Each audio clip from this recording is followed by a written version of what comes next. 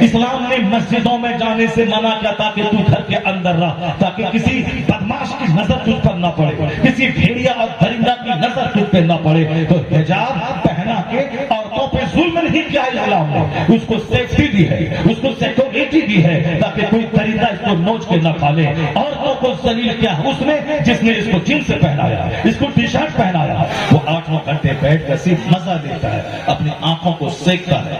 ناچ گانے کی محفل میں اتنے لوگ نہیں رہتے، ناچ گانے کی محفل میں 10,000 لوگ رہتے ہیں، وہاں 5,000 لوگ رہتے ہیں۔ کسی خوبصورت لڑکی کو اس لیے نچوایا جاتا ہے پوجا کے موقع پر تاکہ لوگوں کو سکون ملے۔ سکون کے لیے لڑکی ہی ملی ہے، سکون کے لیے عورتوں کو نچوایا جاتا ہے، دیکھی جاتی ہے۔ اس گھر میں شیطان کا جمع ہوا ہوتا ہے، جس گھر میں کتا پالا جاتا ہے اس گھر میں رحمت کے فرشتے رکھی جاتے ہیں، جس گھر میں تصویریں ہوتی ہیں، LED ٹی وی میں تصویریں، موبائل کے اسکرین پر تصویریں، جہاں تصویریں ہوں، جہاں کتا پالا جائے وہاں رحمت کے فرشتے نہیں جاتے، وہاں شیطان داخل ہوتا ہے۔ جہاں رحمت کے فرشتے نہیں داخل ہوں وہاں چین نہیں ملتا ہے، وہاں قرار نہیں ملتا ہے، وہاں بے چینیاں ہوتی ہیں۔ تو آج ہمارے گھر میں تصویریں ہر طرف ہیں، آج ہمیں تصویر لینے میں مزہ آ رہا ہے۔ برتھ ڈے پارٹی میں صاحب فوٹوگرافی، صاحب گھر کی تعمیر میں فوٹوگرافی، صبح اٹھے تو فوٹوگرافی، شام اٹھے تو فوٹوگرافی، سیلفی لے کھائے تو سیلفی، ایسے پیے تو سیلفی،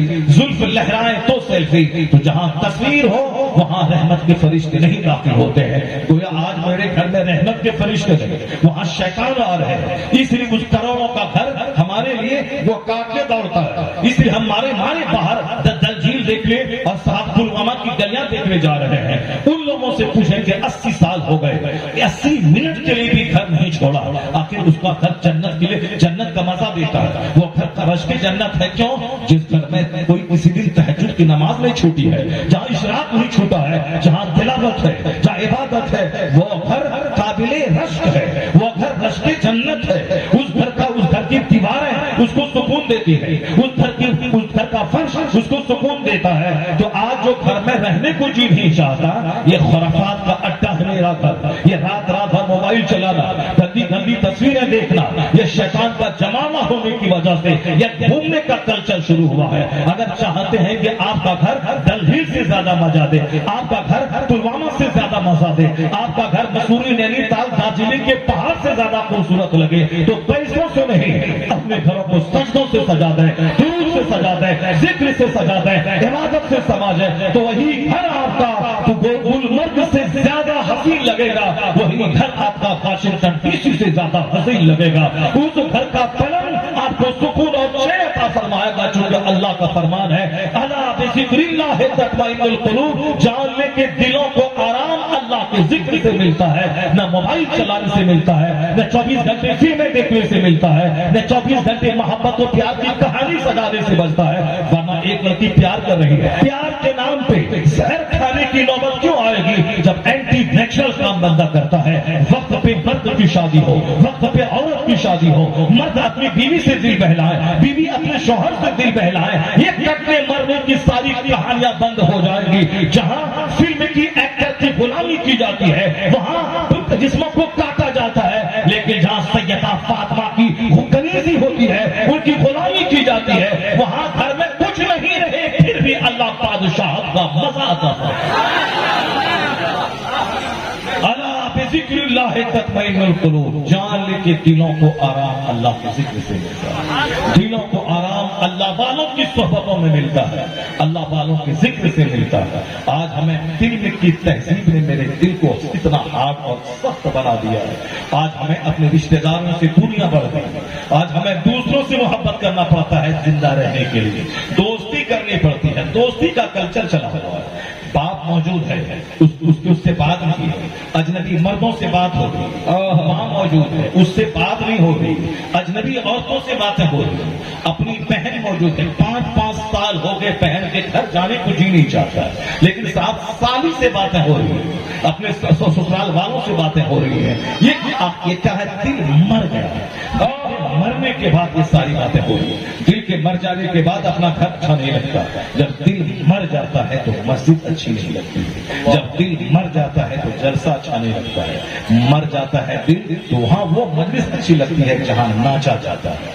جہاں آیا جاتا 80 سال کا بوڑھا بھی رات کے 8 گھنٹے جاگ کر ناچ دیکھتا ہے. وہاں پیشاب نہیں لگتا اس کو، پیشاب تو اس طرح کے جلسوں میں لگتا ہے جہاں حرام و حلال کی باتیں سکھائی جاتی ہیں، جہاں جینے کا طریقہ بتایا جاتا ہے، جہاں مرنے کے بعد جہاں خربوں سال رہنا ہے اس دنیا کی جنت کی کہانی سنائی جاتی ہے. تو پھر اس محفل میں کہاں سے مزہ ملے گا؟ وہاں تو چھٹی کاٹتا ہے، وہاں تو جلدی سے بھاگنا چاہتا ہے. اسی اسٹیج پر اگر کوئی لڑکی ڈانس کرتی 8 گھنٹے تک 80 سال کے بوڑھے کو پیشاب نہیں لگتا.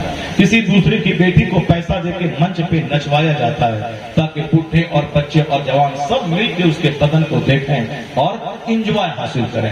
انجوائے حاصل کرنے کے لیے عورتوں کو نچوایا جاتا ہے. دنیا کی ساری عورتیں جو اسلام نہیں پڑھی، جو اسلام کو بوجھ سمجھتی ہیں، وہ اسی گندی حرکتوں کو دیکھ کہ ہمیں جینس اور ٹی شرٹ پہنا کے یہ مرد اپنی نگاہوں کے سیکھنے کا ذریعہ مجھ کو بناتے ہیں. مجھ کو فلموں میں نچوا کے یہ 24 گھنٹے فلمیں دیکھ کر اپنی آنکھوں کو سیک رہے ہیں. مجھ کو پوجا کے بہانے منچ پہ نچوا کے یہ مرد انجوائے کرنا چاہتے ہیں. تو جس نے عورتوں کو منچ پہ بیٹھایا، جس نے عورتوں کو فلموں میں نچوایا، جس نے عورتوں کی تصویر ہر جگہوں پہ لگوایا، جس نے عورتوں کو بزنس بڑھانے کے لیے دکان میں بیٹھایا، جس نے عورتوں کو ہر فیکٹری ہر آفیسز میں لایا تاکہ مرد کاریہ کرتا اس کے حسن کو دیکھ کر کام کرے، اس کے آفس کا کاروبار چلتا رہے. آج اسکول میں بلاತ್ಕಾರ ہے، آج کالج میں بلاತ್ಕಾರ ہے، آج تھانے میں زناکاری ہے. جہاں مرد پولیس عورتیں پولیس ہے وہاں دوسری بات ہے سماج کی سیوا تو کم، وہاں زناکاریاں زیادہ ہو رہی ہے. اسکول میں پڑھائی کم، زناکاری زیادہ ہو رہی ہے. اور وہ دفتر جس دفتر میں 50 کمپیوٹر لگے ہوئے ہیں، 25 پہ مرد 25 پہ عورتیں ہیں، وہاں اپنا کام بڑھانے کے لیے عورتوں کو خوبصورت عورتوں کو لایا جاتا ہے تاکہ مرد کا کام زیادہ بڑھ جائے. آج عورتوں کو ذلیل کر دیا گیا، اس کو مردوں کے کام کی اسپیڈ بڑھانے کے لیے اس کا استعمال کیا جا رہا ہے. آفسوں میں، دفتروں میں، اسمبلی میں، پارلیمنٹ ہاؤس میں یہ جان میں کہ عورتیں اس دنیا کے لوگوں نے اس کو ذلیل کر دیا، اس کو رسوا کر دیا. اسلام نے حجاب کا قانون دے کر اسے رسوا، اس کو چست لباس پہنایا، اس کو مردوں کے بیچ لایا ہے، اس کو منچ پہ نچوایا ہے. تو دنیا نے عورتوں کو ذلیل کیا ہے، مگر رحمت دو عالم مصطفیٰ نے اس عورتوں کو حجاب کا قانون دیا ہے، اس کو عزت دیا ہے. تم نے دیکھ لیا کہ جیسے جیسے بے پردگی بڑھ رہی ہے، چھوٹے سے دیہات سے لے کر مہانگر تک زناکاری بڑھ گئی. اگر دنیا کے لوگ چاہتے ہیں کہ زنا کھٹ جائے، ایسا نہیں ہوگا کہ اسکول میں دونوں 18 سال کے جوان مرد عورت ایک ساتھ بیٹھے اور زنا کھٹ جائے. نہیں ہوگا. ایسا نہیں ہوگا کہ پولیس والا پولیس والی دونوں ایک ساتھ رات میں ڈیوٹی کرے اور زناکاری نہ ہو. ایسا نہیں ہوگا. زناکاری سے بچنے کا ایک نسخہ جو مصطفیٰ نے دیا ہے وہ قانونی پردہ ہے. مرد اپنی حد میں رہے، عورتیں اپنی حد میں رہے. اگر یہ قانون نافذ ہو جائے، نہ رہے کوئی کورٹ، نہ رہے کچہری، نہ رہے کوئی جج، نہ رہے کوئی حاکم. اگر قانون پردہ نافذ ہو جائے، 90% زنا کا خاتمہ ہو جائے گا، عزت کا ماحول پیدا. اس کے علاوہ کوئی راستہ نہیں ہے، اس کے علاوہ کوئی راستہ نہیں. چاہے 1000 پردھان منتری بولیں، عورتیں بچیں گی، عورتیں پڑھیں گی، عورتیں پڑھیں گی، عورتیں پڑھیں گی. پڑھائی کے نام پہ کالج میں زناکاری، پڑھائی کے نام پہ اسکول میں کتاب تو کم پڑھنا ہے، پیار محبت کی باتیں زیادہ پڑھنی ہے. 1 کروڑ میں کچھ عورتیں ہیں جو ڈاکٹر اور انجینئر بنتی ہیں. باقی اور عورتوں کا کیا حال ہوتا ہے وہ سارے لوگوں کو معلوم ہے. اسے اسلام ایک نیچرل مذہب ہے، اسلام ایک فطری مذہب ہے. فطرت سے ہٹ کے کوئی اپنا قانون چلائے گا تو اس قانون کی تباہی کا تماشا دیکھنا ہوگا. امن اسی قانون میں ہے جو قانون خدا کا دیا ہوا ہے. امن اسی قانون میں ہے جو قانون خدا کے رسول مصطفیٰ جان رحمت کا دیا ہوا ہے. آج دل ہارڈ ہو گیا، اسی لیے ماں باپ کی دلچسپی گھٹ گئی. دل ہارڈ ہو گیا، اپنے رشتے داروں سے دوریاں بڑھ گئی، اجنبی لوگوں سے دوستی بڑھ گئی. یہ دل کے سخت ہونے کی علامت ہے. جب مسجد میں دل نہیں لگے سمجھ جائیں کہ دل مر چکا ہے، دل ہارڈ ہو گیا. اس مرے ہوئے دل کو زندہ کرنے کا کون سا طریقہ ہے؟ اس مرے ہوئے دل کو دوبارہ کھیتی کے لائق بنانے کا کون سا طریقہ ہے؟ جب ہمارا کھیت مر جاتا ہے تو ہم اس کو دوبارہ فصل پیدا کرنے کے لیے اس میں پانی ڈالتے ہیں، پھر اس کے بعد وہ کھیت زندہ ہو جاتا ہے، اس میں پھر دوسری فصل ہم لگاتے ہیں. تو دل کے ہارڈنیس اور دل کی سختی کا ایک طریقہ ہمارے بزرگوں نے بتایا ہے. وہ طریقہ یہی ہے. حضرت محمد ابن واسع اپنے زمانے کے بہت بڑے بزرگ تھے. اس زمانے کے ایک شخص کہتے ہیں کہ جب میرا دل سخت ہو جاتا ہے میں محمد ابن واسع کی محفل میں چلا جاتا ہوں. میں ان کا چہرہ دیکھتا ہوں میرا دل نرم ہو جاتا ہے. میرا دل نرم ہو جاتا ہے. سرکار غوث اعظم کے زمانے میں جو لوگ تھے ان لوگوں کا جب دل سخت ہوتا تھا تو ایک جھلک غوث پاک کا چہرہ دیکھتے تھے. بزرگوں کا چہرہ دیکھنے سے دل نرم ہوتا ہے. بزرگوں کا چہرہ دیکھنے سے دل کی سختیاں دور ہوتی ہیں. آج بھی اگر آپ کو دل نہیں لگتا ہو من نہیں لگتا ہو تو آپ کوشش کریں کہ 2-4 منٹ کی خاطر اپنی مسجد کے امام کے پاس جا کے بیٹھ جائیں. ان کا چہرہ صرف غور سے دیکھیں. وہ چہرہ جو ابھی ابھی فجر کی نماز پڑھ کے نکلا ہو. وہ چہرہ جو ابھی ابھی ظہر کا سجدہ کر کے نکلا ہو. وہ چہرہ جو عصر کی نماز میں خدا کو سجدہ کر کے جو پیشانی نکلی ہو. اس پیشانی کو دیکھیں جو پیشانی صبح سے لے کے شام تک اللہ کو سجدہ کرتی رہتی ہے. ان کے چہرے کو دیکھیں دل میں ضرور اللہ کا ڈر پیدا ہو. دل کی سختی دور ہوگی. اسی لیے بزرگان دین کا چہرہ دیکھنا ان کی محفلوں میں جانا کچھ نہیں. کوئی تیل پانی کوئی تعویذ نہیں. صرف چہرہ دیکھنے سے وہ کمال پیدا ہوتا ہے کہ ہاں دل میں نور ایمان چمکنے لگتا ہے. دل جگمگانے لگتا ہے. جس زمانے میں اللہ کے ولی ہوں 1000 کلومیٹر دور چلنا پڑے بندہ سفر کر کے جاتا ہے. سرکار غوث اعظم کے زمانے میں لوگ دور دراز سے چل کے آتے تھے. 500 کلومیٹر دور سے چل کے آتے تھے آپ کا چہرہ دیکھنا چاہتے. غوث اعظم خود اللہ کے ولیوں کے پاس جاتے تھے. ان کا چہرہ دیکھتے تھے. ان کے پاس بیٹھتے تھے. ان کی باتیں سنتے تھے.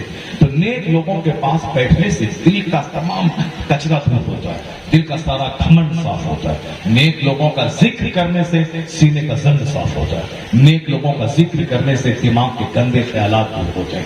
اس لیے کبھی 11ویں کبھی 12ویں کبھی 6ٹھی کبھی عرس رضوی کبھی عرس محبوب الہی کبھی عرس مخدوم سنہ یہ سارے آراس اس لیے بنائے جاتے ہیں تاکہ بزرگوں کے ذکر سے سینے کا زنگ صاف ہو جائے. بزرگوں کا چرچا سے دل اور دماغ کا گھمنڈ ختم ہو جائے. آج میرا دل بھی ہارڈ ہو گیا. جب دل ہارڈ ہوتا ہے تو بندہ مغرور ہو جاتا ہے. جو پہلے گائے چراتا تھا اس کا باپ اس کا بیٹا آج اب 50 کار کا مالک ہوا ہے. تو خوش ہونا چاہیے سجدہ شکر بجا لانا چاہیے. لیکن اس کا برعکس ہوتا ہے کہ پیسہ جیسے بڑھا یہ گھمنڈ کا پتلا بن جاتا ہے. یہ پھر اور نمرود بن جاتا ہے. تھوڑی سی کار کیا خریدا اب یہ کسی سے بات کیوں نہیں کرتا. تھوڑا سا کیا گھر بنا لیا اب وہ صاحب اپنے آپ میں نہیں پھولے نہیں سماتا. ہم سے زیادہ کون اچھا کھاتا ہوگا.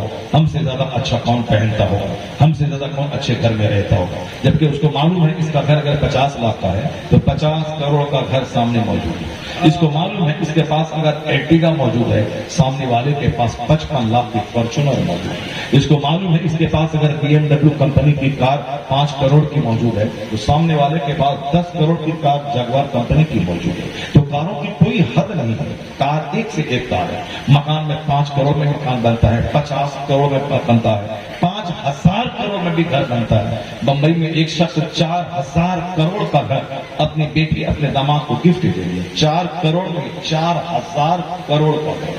4000 کروڑ 1400 کروڑ ایک ایئرپورٹ بنتا ہے. ابھی پٹنہ ایئرپورٹ پہ جب مجھے 10 دن پہلے گیا دیکھا 1400 کروڑ کی لاگت سے یہ پٹنہ ایئرپورٹ کی نئی بلڈنگ بنی ہے. 1400 کروڑ کی لاگت. ہمارے پورنیہ شہر میں ایئرپورٹ بنا ہے. وہ ایئرپورٹ بھی کئی 100 کروڑ کا ہے. یہ ایئرپورٹ 1400 کروڑ کا ہے. لیکن وہاں گھر ہے 4000 کروڑ کا. اور وہ گھر ایک باپ نے اپنی بیٹی کو گفٹ دیا ہے. ان کا اپنا گھر کیا ہوگا. جب بندہ اس سارے پوائنٹ پہ غور کرتا ہے تو اس کو لگتا ہے کہ ہماری گاڑی اس کے سامنے کچھ نہیں ہے. یہ بندہ نارمل اور سافٹ ہو جاتا ہے. لیکن پتا نہیں کہاں سے کس کون سا ماحول ابھی مل گیا ہے. تھوڑی سی آلٹو خریدا اب وہ کسی سے بات نہیں کرتا.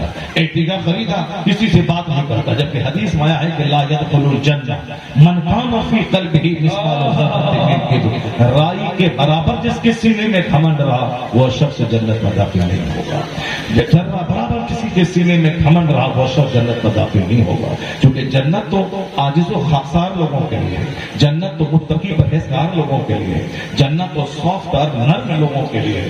حضور معراج کی رات جب جنت کی سیر آپ نے کی تو جنت میں دیکھا اکثر جنت کے لوگ فقراء اکثر فقراء حضور فرماتے ہیں قمت علی باب الجنہ فرأیت اکثر اہلها الفقراء، میں جب جنت کے دروازے پہ کھڑا ہوا اور جب میں نے جنت میں جھانک کے دیکھا کہ جنت فقیروں سے بھری ہوئی ہے۔ کون فقیر؟ یہ مانگنے والا فقیر نہیں، یہ چرس پینے والا فقیر نہیں، یہ گانجا پینے والا فقیر نہیں، یہ دوسروں کے سامنے بھیک مانگ کر روزانہ 10-20-50 بار کھانے والے فقیر نہیں۔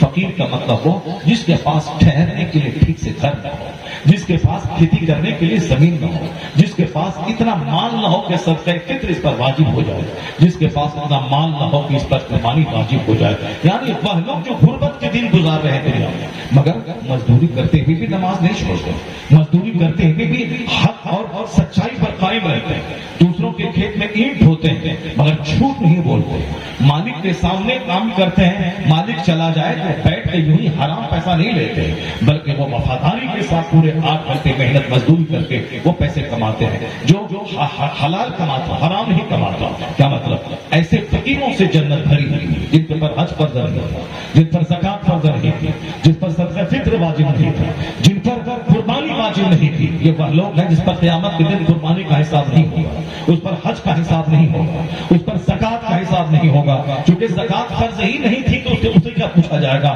فرض کا حساب اس سے ہوگا جس کے پاس مال ہے، قربانی کا حساب اس سے ہوگا جس کے پاس مال ہے، جس کے پاس زمین ہے، زمین سے فصلیں پیدا ہوتی ہے، اس سے حساب ہوگا کہ تم نے فصل کتنی پیدا ہوئی اور اس کا عشر کتنا نکالا، تم نے 10واں حصہ نکالا یا 20واں حصہ نکالا، تم نے نہیں نکالنا تھا تم کو 1 لاکھ روپے، تم نے 10,000 روپے نکال کے ہاتھ جھاڑ دیا کہ ہم نے بہت نکال دیا۔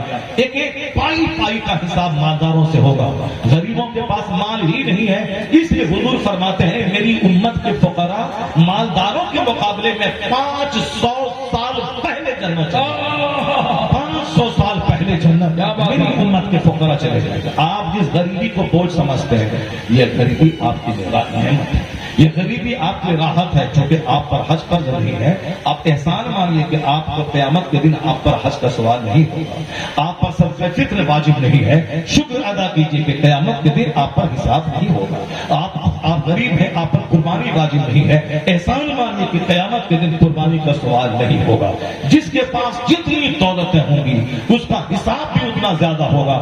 اسی لیے حضور کہتے ہیں 5 سال نہیں 500 سال 500 ایئرس میری امت کے وہ نمازی، میری امت کے وہ روزے دار، جو کہ روزہ سب پر فرض ہے، چاہے دیہاتی رہے چاہے شہری رہے، میری امت کے وہ نمازی چاہے عورت رہے یا مرد رہے، یہاں زمیندار رہے یا صاحب خاکپتی رہے، یا شہری رہے یا دیہاتی رہے، نماز کسی پہ معاف نہیں۔ نماز پڑھنے میں پیسہ نہیں لگتا ہے، نماز پڑھنے میں صرف تھوڑا سا ٹائم لگتا ہے۔ جو اللہ 24 گھنٹے ہم کو دیا ہے اس اللہ کو سجدہ کرنے کے لیے صرف 1 گھنٹہ 24 گھنٹے میں لگتا ہے۔ ظہر عصر مغرب عشاء پڑھیں، 1 گھنٹہ سجدہ کریں، اللہ 24 گھنٹے میں آپ کے لیے برکتیں عطا فرمائے۔ 24 گھنٹے کی نعمتوں کا شکرانہ ہے 1 گھنٹہ، تو آپ 1 گھنٹہ ٹائم نکالیں، باقی 24 گھنٹے اللہ آپ کی برکتوں سے بھر دے گا۔ تو کیا مطلب؟ سجدہ تو سب پر فرض ہے، یہ 5 وقت کی نمازیں سب پر فرض ہے، مگر حج سب پر فرض نہیں ہے، زکات سب پر فرض نہیں ہے، صدقہ فطر سب پر واجب نہیں ہے۔ اس لیے آقا فرماتے جب میں نے جنت میں جھانک کے دیکھا تو دیکھا کہ جنت فقیروں سے بھری ہوئی، یعنی جو غریب قسم کے لوگ تھے، جن پر حج فرض نہیں تھا، جن پر زکات فرض نہیں تھی، جن پر قربانی واجب نہیں تھی، جو سر ڈھانپتے تھے تو پاؤں کھل جاتا تھا، اس کے باوجود نماز نہیں چھوڑتا تھا، جو سر ڈھانپتے تھے تو پاؤں ڈھانپتا تو سر کھل جاتا تھا مگر اس کے باوجود وہ نماز نہیں چھوڑتا تھا، جس کے پاس کرائے کا گھر تھا اپنا گھر نہیں تھا، ایسے ہی غریبوں فقیروں سے جنت بھری ہوئی۔ اور حضور فرماتے ہیں جب میں نے جہنم کو دیکھا، میں جب جہنم کے دروازے پر کھڑا ہوا فرأیت اکثر اہلها النساء، حضور فرماتے ہیں کہ اکثر عورتوں سے میں نے جہنم کو بھرا ہوا دیکھا، وہ جہنم جس میں سوئی کی نوک کے برابر چھید کر دیا جائے تو دنیا کا سارا صفحہ سارا جنگل جل کر راکھ ہو جائے، وہ ہے جہنم جس میں 1000 سال تک آگ کو دھنکایا گیا تو آگ کا رنگ سفید ہو گیا، پھر 1000 سال تک اس آگ کو دھنکایا گیا تو اس کا رنگ سرخ ہو گیا، پھر اس آگ کو 1000 سال تک سلگایا گیا تو اس آگ کا رنگ سیاہ ہو گیا۔ تو آج جو جہنم میں آگ ہے وہ آگ کا رنگ سیاہ ہے، کالا، وہ آگ کالی ہے، وہ آگ کا رنگ کالا ہے۔ 3 3000 سال تک اس آگ کو دہکایا گیا، سلگایا گیا ہے. وہ آگ تیار ہے. وہ آگ کس کا ٹھکانہ ہے؟ جو اللہ کی زمین پہ کھائے اور کام شیطان کا کرے، جو اللہ کی رات میں آرام کرے اور کام شیطان کے مطابق کرے، جو اب کھا کر کے پیٹ کو بھرے اور پھر سو کے رات گزار دے، یعنی دن کھانے میں اور رات سونے میں گزار دے. ایسے لوگوں کے لیے وہ جہنم کی آگ بنی ہے. جو اللہ کی زمین پہ رہ کے شیطان کی پرستش کرے، جو اللہ کی پرستش چھوڑ کر شیطان کی طبیعت کے مطابق کام کرے، ایسے لوگوں سے وہ آپ کے لوگوں کے لیے وہ آگ تیار ہے. دنیا کا 100 سال، بچپن کے 15-20 سال، جوانی کے 35-25 سال اور بڑھاپے کے 15 سے 30 سال. بڑھاپا ایک درجن بیماری کا گھر، جوانی مشقتوں اسٹرگل کا گھر، بچپن باپ کے سر پہ کھانے کا گھر. یہ جوانی زندگی کے 100 سال ختم ہو گئے. لیکن جہنم میں جب بندہ جائے گا وہاں کا ایک دن دنیاوی گنتی کے حساب سے 50,000 سال کا ایک دن ہوگا. اور جہاں ہمیشہ رہنا ہے، خربوں سال اربوں سال رہنا ہے، جہاں موت کو ذبح کر دی جائے گی. لیکن چونکہ آج ہر گھر میں صرف دنیا کا چرچا ہے، لوگوں نے آخرت کا چرچا بھول دیا، لوگوں نے آخرت کا چرچا کرنا چھوڑ دیا. آج مسجدوں کے ممبر سے بھی آخرت کا چرچا کم ہو گیا اور جلسوں جلوس میں بھی آخرت کا چرچا کم ہو گیا. آج صاحب خانقاہوں اور مدرسوں کی چٹائی پر بھی آخرت کا چرچا کم ہو گیا. اس لیے دنیا کی دھوپ جاگ رہی ہے.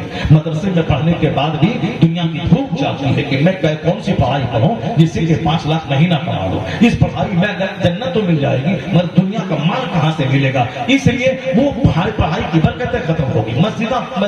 مدرسے کی چٹائی ویران ہو رہی ہے. وہاں صاحب بچے کو کھوجا جاتا ہے. اسکول اور کالج میں نو ایڈمیشن کے بورڈ لگے ہوئے ہیں. اسکول ایک شہر میں 50 ہے، 500 میں فل ہے، ایڈمیشن فل ہے، نو ایڈمیشن یعنی اب کوئی داخلہ نہیں ہوگا. مدرسے میں ایک شہر میں 2 مدرسہ اور دونوں مدرسے میں سال بھر ایڈمیشن ہوتا رہتا ہے کیونکہ بچے وہاں نہیں مل رہے. وہاں مال کہاں سے ملے گا؟ ہر طرف صرف مال کی کہانی ہے، ہر طرف سے دنیا کی کہانی ہے. جبکہ دنیا کی کہانی یہی ہے کہ ہر آدمی کی گردن پہ موت کی تلوار لٹک رہی ہے اور کب کس کی موت کی خبر ہو جائے. اور وہ تو شکر ہے کہ آج مائک کا کلچر شروع ہو گیا ہے اور ہر دن مائک پہ اعلان ہوتا ہے فجر کی فائر کے ٹائم میں قمر الدین کا انتقال ہو گیا، فلاں گاؤں کے شمس الدین کا انتقال ہو گیا. جبکہ اس شمس الدین کا کوئی رشتہ دار اس چنگی باڑی میں نہیں ہے. لیکن پھر بھی ایک کلچر ہے، ٹرینڈ بن چکا ہے مسجد میں مائک سے اعلان کروا دے. اعلان وہاں کرواؤ نا جہاں ان کے رشتہ دار رہتے ہیں اور رشتہ دار اس کے جنازے میں جائیں گے. شمس الدین رہنے والا یہاں سے 25 کلومیٹر دور کا، ان کا اعلان جھنگلی باڑی کی مسجد میں ہو رہا ہے. کیوں ہو رہا ہے صاحب؟ اب تو موت کی خبر نہیں دینا ہے بلکہ اب اعلان کروا رہا ہے. بیماری کے لیے دعا نہیں کروانی ہے بلکہ امام صاحب سے بیماری کا اعلان کروا رہا ہے. اعلان کرواتا ہے کہ سلی گوڑی ہاسپٹل میں شمس الدین یہاں ایڈمٹ ہے، اس کے لیے آپ لوگ دعا فرمائیں اللہ صحت دے دے. دعا امام صاحب کریں گے، ہزاروں مقتدی آمین کہیں گے. تو امام صاحب دعا میں اس کے لیے کہیں گے یا اللہ شمس الدین بھائی ایڈمٹ ہے سلی گوڑی میں، اس کو تو صحت دے دے. اب پیچھے سارے لوگ آمین کہیں گے. اگر ایسی دعا ہو گئی تو پھر صاحب اس کو مسجد میں رہنے کو نہیں ملے گا. آپ نے کھڑے ہو کر تقریر کے ختم ہونے کے بعد آپ نے اعلان کیوں نہیں مسجد میں کیا کہ شمس الدین بھائی ہاسپٹل میں ایڈمٹ ہیں، آپ سارے لوگ دعا کریں اللہ اس کو صحت دے دے. یعنی اس دعا کرے کہ نہ کرے، آمین کہے کہ نہ کہے، بس اعلان، بیماری کا اعلان کروا دینا. یعنی عقل جیسے مٹ چکی ہو، مر چکی ہو، بیماری کا اعلان. اب وہاں جنازے کا اعلان جہاں کا کوئی رشتہ دار نہیں ہے، کوئی جانے والا نہیں ہے. میں کہتا ہوں چاہے کچھ بھی ہو مگر ایک پازیٹو پہلو وہاں ہے. پازیٹو پہلو یہ ہے کہ جب شمس الدین کی موت کا اعلان ہوگا گاؤں کے سارے لوگ جان جائیں گے شمس الدین آج مرا ہے، کل میری باری ہے، کل میری موت کا اعلان ہوگا، کل ظہر کے بعد میری موت کا اعلان ہوگا. یعنی موت کو ریمائنڈ کروانا ہے، موت کو یاد دلانا ہے تاکہ جو یہ سمجھائے کہ میں نہیں مروں گا وہ مرا ہے اس کا بھی سیدھا موت کا اعلان بار بار سننے کے بعد ہل جائے کہ آج قمر الدین کل شمس الدین پرتو فخر الدین کا کی باری آنے والی ہے، کل اس کی آج اس کی کل ہماری باری آنے والی ہے. آج مائک کے ذریعے ہمیں ریمائنڈ کروایا جاتا ہے. تو ہم چاہے 50 کھرب کمائیں یا 50 روپے ڈیلی کمائیں مگر گردن پہ تلوار لٹک رہی ہے موت کی. اور کس چوراہے پہ میری ڈیڈ باڈی گر جائے، اور کس چوراہے پہ میری لاش گرے اور وہاں سے میری ڈیڈ باڈی میرے گھر میں آئے. آج تو لوگ گھر سے باہر جاتے ہیں وہ نہیں لوٹ پاتے، ان کی لاش ان کے گاؤں میں آ رہی ہے. تو یہ موت ایک فیکٹ ہے، موت ایک سچائی ہے. یہ موت ہم کو ہماری زندگی کی سچائی بتاتی ہے. کم سے کم یہ تو سمجھ لینا چاہیے جب موت پر حق ہے تو مرنے کے بعد ہوگا کیا، مرنے کے بعد ہوتا کیا ہے.